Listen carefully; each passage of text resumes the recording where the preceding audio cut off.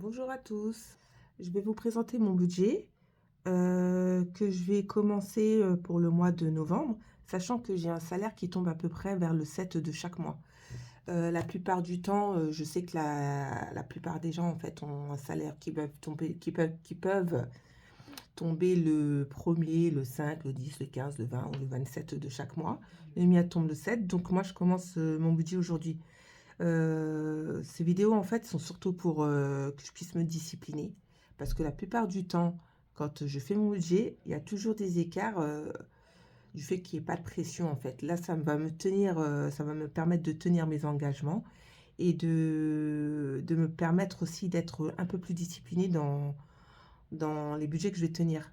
Au fur et à mesure des années, je me rends compte qu'il y a beaucoup de pertes ou de trous financiers par rapport au fait que j'ai pas d'objectif forcément bien établi, bien ficelé, bien, bien mis sur papier. Bah là, ça va me permettre d'avoir une trame qui est assez bien faite sur du long terme. On vise plutôt la régularité. Et puis, en fonction de nos revenus qui sont assez irréguliers, on va voir ce que ça donne.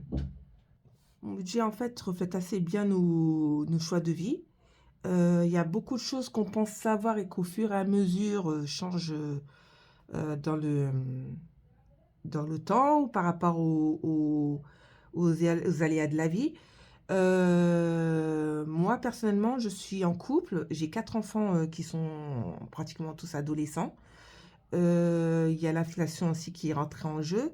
Donc, ça m'a vraiment poussé à être un peu plus rigoureuse sur les chiffres, sur les dates, sur les échéances, sur des imprévus qui sont pas si négligeables que ça avec le temps. Chaque petite somme amène à des grosses sommes. Donc, finalement, j'ai décidé de toutes les noter et d'essayer de me tenir. Je n'ai pas encore le système des enveloppes bien rodées. J'ai surtout les comptes bancaires qui vont m'aider à tenir sur le reste et j'essaierai de plus ou moins tenir mon budget avec ce que je peux payer en liquide, notamment les courses, parce que c'est ce qui est le plus simple à payer quand on a de l'espèce. Pour tout le reste, ça sera par prélèvement ou par carte bleue, sans avoir forcément à avoir de l'espèce sur moi. Donc voilà. Pour ce qui est des enveloppes, je n'ai pas tout le matériel. Je vois que souvent sur YouTube, je vois que les YouTubeuses sont super bien organisées, qu'elles ont bien, elles ont des pochettes, des classeurs, ainsi de suite. Ben moi, je commence comme ça, et puis on verra avec le temps si je vais changer ma méthode ou si je vais la suivre la leur. Sachant que c'est super motivant, j'en ai vu beaucoup, notamment celle de la petite budgéteuse qui m'a permis déjà depuis plusieurs années de tenir un budget, ce qui m'a permis de ne pas sombrer non plus et de savoir à peu près où partaient mes dépenses. Il y a plein de feuilles de budget sur internet, donc c'est assez simple de se procurer des budgets, des feuilles de budget mensuelles en PDF gratuitement. En ce qui concerne mon matériel, je n'ai pas grand-chose. Bon, j'ai juste mon petit classeur que vous voyez juste en dessous, violet, où je vais mettre mes feuilles mensuellement et les cocher au fur et à mesure. Euh, donc voilà. On a 2 revenus qui rentrent dans la maison. Et puis, ben voilà, on est 2 à travailler. Moi, je travaille en temps partiel, donc je n'ai pas un salaire à taux plein, avec des revenus assez variables, contrairement à mon mari. Et puis voilà. Donc, c'est parti. Je vais vous montrer un peu mon budget. Donc voilà. Mon revenu à moi,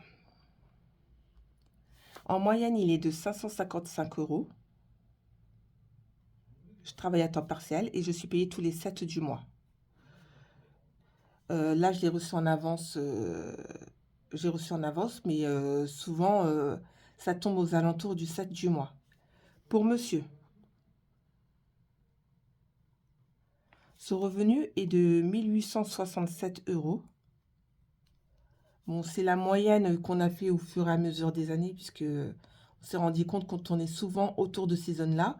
On a gardé ce prix fixe-là, puisque il ne touche jamais moins de ça. mais il se peut que certains mois, ça soit plus. Là, pour l'instant, j'ai pris la moyenne pour le mois de novembre, du 7/11/2023 au 7/12/2023. Donc, c'est pour novembre, hein. Voilà. Comme je vous ai dit précédemment, j'ai 4 enfants, donc pratiquement tous ados. Donc, je perçois la CAF qui est environ de 650 €. Voilà. Je n'ai pas de revenus supplémentaires.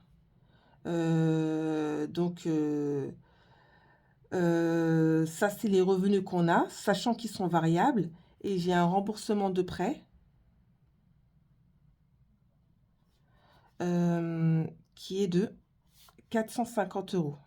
Voilà, ça, c'est une somme que nous avons prêtée, qui fait que tous les mois, pendant 3 ans, nous aurons 450 € de rentrée supplémentaire par rapport au salaire que nous percevons tous. Voilà, ce qui fait que on a un total sur nos revenus qui est assez aléatoire, puisque la plupart du temps, ça fluctue beaucoup en fonction de mon salaire ou de ce que la CAF va donner, et puis du remboursement du prêt. Bon, en général, la personne est assez fiable. C'est un prêt personnel qui nous est remboursé. Donc, ça reste assez stable. Mais en étant 6 dans la maison, notre revenu au total, ça nous fait 3 522 € là pour l'instant, pour le mois de novembre. Ça a l'air énorme dans les chiffres comme ça, mais souvent, il nous reste un peu plus ou moins, mais ça part assez vite. Bon, j'ai pas précisé, mais monsieur est payé à peu près à la même date que moi. En général, lui, c'est le 5 du mois.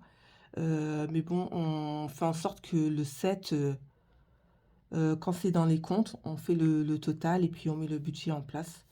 Bon, la CAF, souvent, c'est le 5 du mois, donc c'est pas trop un problème puisque ça tombe aussi aux environs de cette date-là. Et pour le remboursement du prêt, en général, bah, c'est tous les premiers du mois.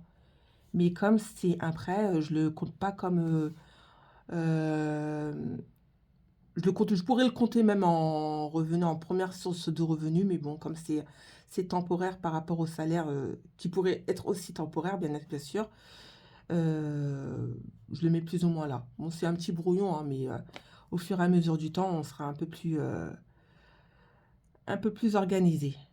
Alors, pour mes dépenses fixes, en général, comme pour tout le monde, moi j'ai le loyer. Je suis en appartement.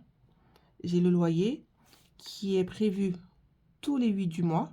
C'est ma source principale, donc je mets en priorité. Qui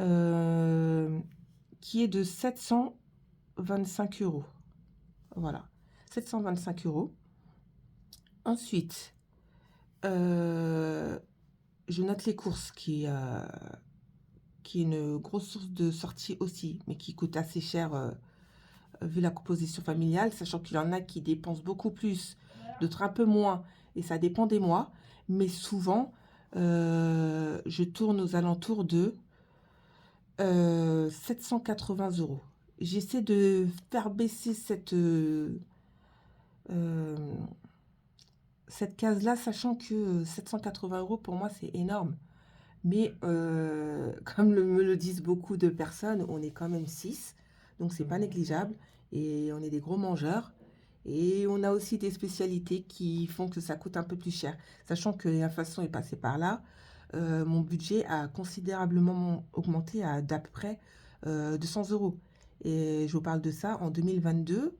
Il était rare que je dépense 600 € en nourriture. Et là, c'est pas négligeable, sachant que, je vais zoomer un peu, c'est pas négligeable, sachant que 780 €, c'est quand même une somme. Donc voilà, en fonction de là où on se trouve aussi également, ça peut être plus ou moins cher. Ensuite, j'ai l'électricité et le gaz qui sont chez le même fournisseur. L'inflation est passée par là aussi. Là, on en a pour 90 euros, sachant que si notre facture augmente, ben, forcément, on leur devra des sous. Et puis, si elle a tendance à diminuer, ben, on sera remboursé sur le trop perçu. Donc, 90 euros, c'est vraiment, je pense que c'est ce qu'on ne devrait pas dépasser. Voilà. Donc, je le mets au 8-11. Ensuite, j'ai l'assurance habitation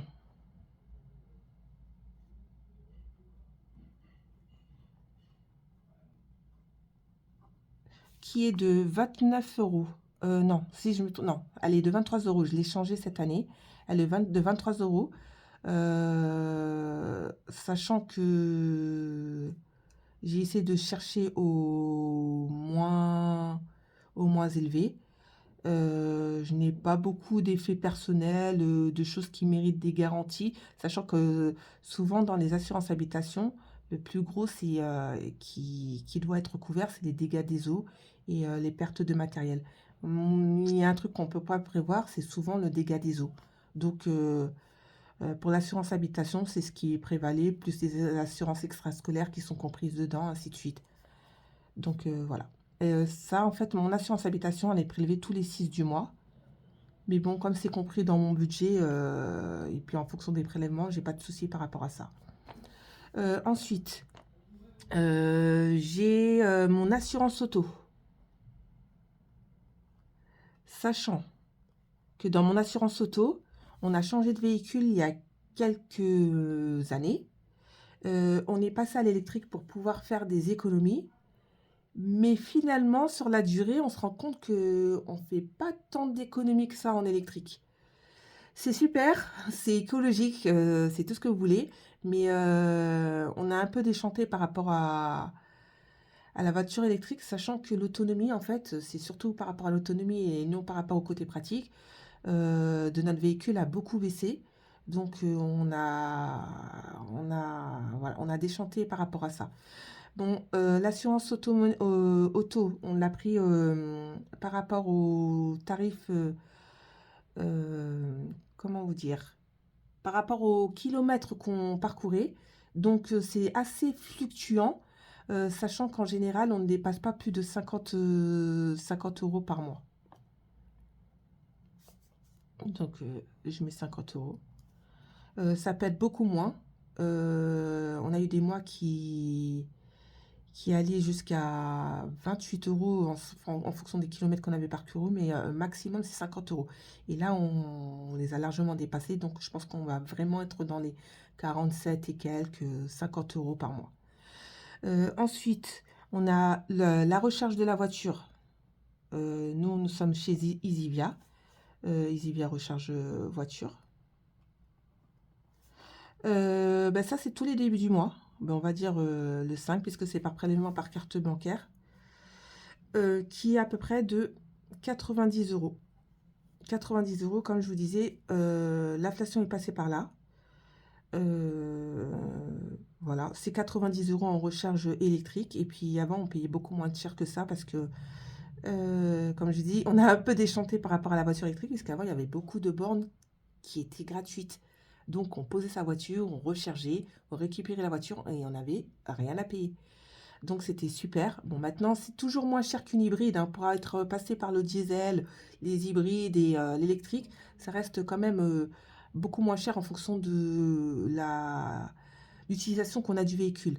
Sachant que mon mari travaille avec la voiture et que je la prends de temps en temps, sachant que moi-même, je prends souvent les transports, donc j'en ai pas trop besoin.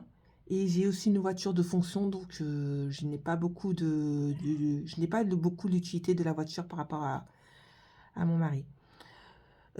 Ensuite vient avec la recharge Easivia la location de la batterie qui n'est pas gratuite, qui est un prix fixe. Ça, c'est une surprise qu'on a eue parce qu'on ne pensait vraiment pas qu'on avait à louer la batterie quand on achetait la voiture. Ce qui nous revient à 79 euros. Donc, d'où les coûts qui ont augmenté et qu'on aurait pu anticiper si on s'était mieux renseigné. Mais bon, c'est pas grave. On l'utilise et puis elle nous sert jusqu'à ce qu'on change de voiture. Donc voilà. La location de la voiture, c'est le 5 aussi en général. Ensuite, on a les abonnements, tout ce qui est Canal+, SFR, ainsi de suite. Donc, moi, j'ai mon abonnement. Et pour ceux de mes enfants, je suis chez Bouygues. Hein, donc, je suis chez Bouygues et on a tous nos abonnements là-dedans. Qui est prélevé, j'ai fait en sorte d'être prélevé exactement à la même date pour tout le monde. Et c'est le 6 en général. 6 du mois. Et on en a pour, en général, on en a pour combien? Ouais, j'ai un petit trou là en tapant la note. Je vais regarder sur mes notes. Voilà, on en a pour 37 € en fait. On en a pour 37 €. Ensuite, vient notre abonnement SFR pour la box, qui est, elle, de 32 €. C'est prélevé à peu près à la même date. En fait, j'ai tous mes prélèvements. J'ai fait en sorte d'avoir mes prélèvements la première semaine du mois. Parce que mes prélèvements arrivent à peu près tous au moment du salaire et je fais en sorte que la somme y soit avant et puis c'est déduit en fait. Ça ne me laisse pas de trou. Pour un budget à base zéro, c'est parfait pour nous en fait. Donc voilà. Ensuite, j'ai la cantine du fiston. Je le mets en fixe parce que c'est régulier, donc je le mets en fixe. C'est aléatoire, mais bon, ça je vais le payer. En général, je le paie par carte bleue et je réserve tous les mois à partir du 8. Et la cantine, c'est 35 €. 35 €, sachant que ça peut être un peu moins. Donc, j'ai son Navigo aussi, qui est de 35 € aussi. Ensuite, j'ai les virements. Souvent les virements, la plupart des personnes que j'ai vues le mettent dans les dépenses, soit en épargne, soit en dépenses variables. J'ai préféré le mettre en dépenses fixes, puisque c'est des dépenses qui se font régulièrement. Et ben, c'est de l'argent qui ne nous appartient plus. Sachant que c'est un virement qu'on fait pour les enfants. Donc voilà.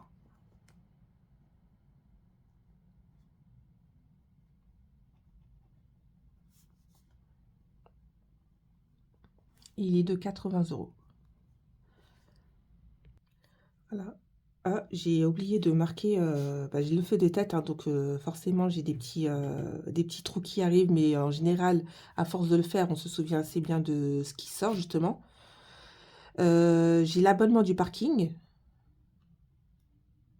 pour la voiture, qui est de 48 €. Voilà.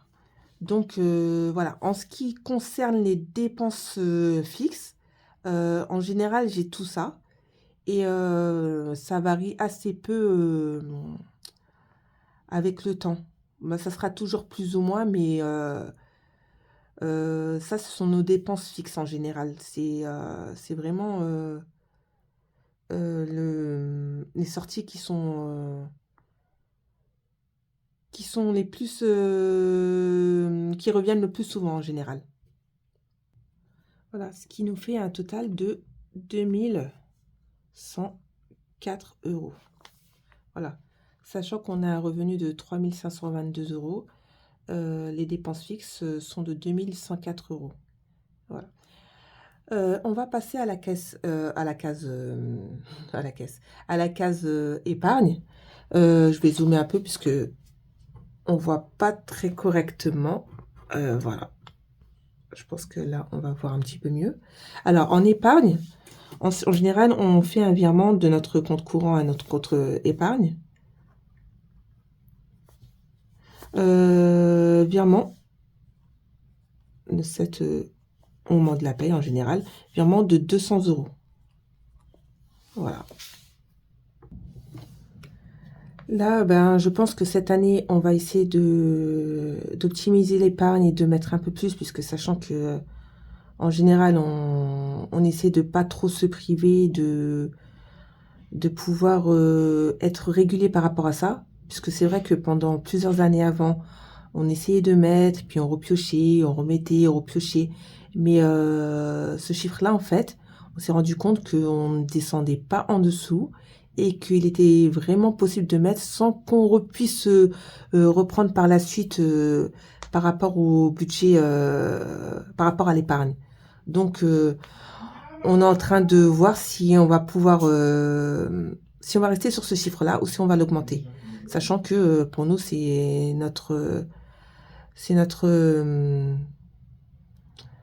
idéal pour nous en fait ce chiffre-là. Donc voilà. Dans les dépenses variables, on a tout ce qui est équipement en général. Ah, le zoom il est un peu trop grand. Je vais essayer de dézoomer un petit peu parce que là ça a pesé un petit peu trop. Alors, dans les dépenses variables, en général, on a les équipements. On met de côté. Et c'est là où les histoires d'enveloppe pourraient justement être utiles pour nous, puisque euh, avec le temps, on a toujours un ordinateur qui lâche, un téléphone qui lâche, le frigo qui lâche, la machine à laver, un bureau acheté, un meuble quelconque ou des choses qu'il faut forcément racheter. Nous, on budgétise en général 70 € et quand on ne les utilise pas, ça va dans l'épargne, d'où le fait qu'on les épargnait souvent avant. Nous, on s'est fixé un budget de 70 € minimum en fait. Minimum, et puis des fois, on n'y touche pas du tout pendant des mois, et puis d'autres fois, on va puiser, et puis c'est pas limite, ça va épuiser le budget, mais ça dépasse largement le budget. Donc voilà. Comme je vous l'ai dit, moi, tout est au début du mois, donc je le prends au début du mois. Donc là, je le mets au 6-11 parce que je sais que ça sera lundi, et puis on enchaînera le début de semaine comme ça. Ensuite, on a tout ce qui est santé. En général, c'est 20 €. Sachant que on avait la mutuelle, mais bon, il y a toujours des extras au niveau des médicaments, des crèmes, ainsi de suite. Donc, santé, 20 €. Ensuite, j'ai tout ce qui est hygiène et entretien. Alors ça, beaucoup de personnes le comptent dans les courses. Moi, je le compte à part, sachant que hygiène et entretien, pour moi, ça comprend vraiment tout. C'est ma vitesse de croisière. En général, on en a pour 120 €, sachant que dans hygiène et entretien, je compte tout. Je compte le coiffeur, s'il y a coiffeur, je compte les crèmes, je compte les produits d'hygiène et de tout ce qui est pour faire le ménage. Je compte tout. En vrai, au lieu de me faire 25 000 cases de chaque chose, j'ai décidé de tout mettre là-dedans. Tout ce qui est beauté, ainsi de suite. Dans hygiène et entretien, 120 €. Euh, le budget est gros, mais on est 6. Donc souvent, avant, je négligeais ce poste-là. Mais il n'est pas du tout négligeable. Sachant que si je l'avais rajouté dans mon budget course, ça me ferait beaucoup plus que 780 €. Donc la plupart du temps, il n'est pas impossible que je vais mettre une bouteille d'eau de Javel, un produit ménager, du papier toilette. Quand je vais faire mes courses, je vais le compter dans le course, alors que je pourrais le compter dans l'entretien. Mais bon, ça revient à peu près au même. Ensuite, donc j'ai équipement, j'ai santé, j'ai hygiène et entretien. J'ai le dentiste. Donc, j'ai le dentiste. On paye 90 € par mois. Je pense que, bon, là, il me reste 6 mois à payer. Donc, on a 90 € à payer de notre poche. Ça, en général, c'est prélevé de mon compte, donc je ne le retire pas. C'est payé par chèque déjà à l'avance. Je compte en dépenses variables puisque c'était quelque chose qu'on n'avait pas du tout vu venir et qui est prélevé. Donc là, bon, hygiène entretien, je mets le 6 aussi pareil. Dentiste, je mets le 6 aussi pareil puisque c'est prélevé avant, mais c'est déjà compté. Ensuite, j'ai mon budget vêtements qui est pas négligeable, sachant qu'en général, il y a la rentrée scolaire, il y a toujours des paires de chaussures qui se trouvent, un t-shirt abîmé, des vêtements trop petits. Sachant que bah, si je pouvais, j'aurais refilé tous les vêtements des grands aux plus petits, mais ça ne fonctionne pas tout le temps comme ça. Et puis ils sont grands maintenant, donc il y a pas moins de vêtements achetés, mais ils sont plus coûteux. Et puis j'essaie de ne pas trop non, m'encombrer non plus avec les vêtements. Je calcule comme budget de 100 euros par mois en général. C'est assez raisonnable pour toute la famille, sachant que des fois, on n'a pas besoin de les dépenser, mais quand on ne les dépense pas, ça va directement dans l'épargne. Donc voilà. Et ensuite, ma dernière dépense variable, c'est pour mon budget de précaution. J'aurais pu le mettre dans les dépenses fixes, mais vu que ça change, ça peut changer, si je peux l'augmenter, je l'augmenterai. Si je peux la diminuer, ça sera au seuil minimum. Donc, épargne de précaution, qui est le 6, pareil, qui est de 80 euros. Voilà, sachant qu'en général, tout est bien rentabilisé, mais j'essaie de faire en sorte de me motiver, d'où le fait que je vous disais que dans les virements, des fois, j'arrivais à désépargner pour gérer des imprévus qui étaient prévisibles, comme la plupart du temps. Donc voilà, dans les dettes et les crédits, j'en ai aucun, tout va bien pour l'instant. Et dans les dépenses prévues, j'ai un mariage normalement au mois de novembre qui devrait me coûter à peu près 200 euros. Voilà. Mais c'était déjà prévu, donc il n'y a pas de souci par rapport à ça. Donc le 19, 11. Voilà. Je pense que j'ai oublié des choses, parce que j'ai beaucoup parlé, mais je pense que j'ai oublié des choses. Ah oui, voilà, c'est bien ce qui me semblait. Parce que je le fais de tête, mais en général, je le fais à tête reposée. Je reprends mes anciens budgets, puis je renote par rapport à tout ce qui est cadeaux, événements, ainsi de suite. 70. Voilà. Donc voilà, je vais vous faire le calcul et puis je vais mettre la vidéo en pause pour pouvoir calculer tout ça et puis faire le total de ce qui va rester à la fin.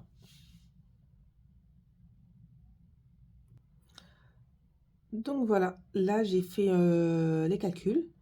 Donc j'ai 3522 euros de revenus, j'ai 2104 euros de charges fixes. J'ai l'épargne qui est à 200 euros. Dans mes dépenses variables, on en est à 550 euros. Je pense que j'ai oublié quelque chose. Oui, j'ai oublié quelque chose, mais j'aurais pu le diviser. Mais en général, même dans ce qui est pour les animaux, en général, ça reste dans hygiène et entretien. Comme je vous ai dit, en fait, je mets vraiment tout. Je pourrais le détailler, ce qui me permettra de savoir exactement ce qui sort dans quelle catégorie. Mais je pense que par la suite, je mettrai la catégorie animaux totalement à part, au cas où il y a des imprévus, ou ça déborde, puisque je le compte en général dans hygiène et entretien. Ensuite, ben, j'ai le mariage, qui est à 200 euros pour ce mois de novembre. Sachant que mon budget en général, j'ai toujours des choses à revoir, à reprévoir, à rajouter, mais ça rentre assez dans le frais. J'essaie de me baser sur le budget à base zéro, mais en général, je déborde toujours un peu. Et ce qui reste, ça me permet d'anticiper sur les prélèvements qui sont avant la date dite, sachant que en général, tout passe et puis on arrive à se mettre à jour assez régulièrement. D'où le fait que je vous disais que pour l'épargne, on se tâtait justement à mettre un peu plus, sachant qu'il y a toujours un reste dans le compte courant.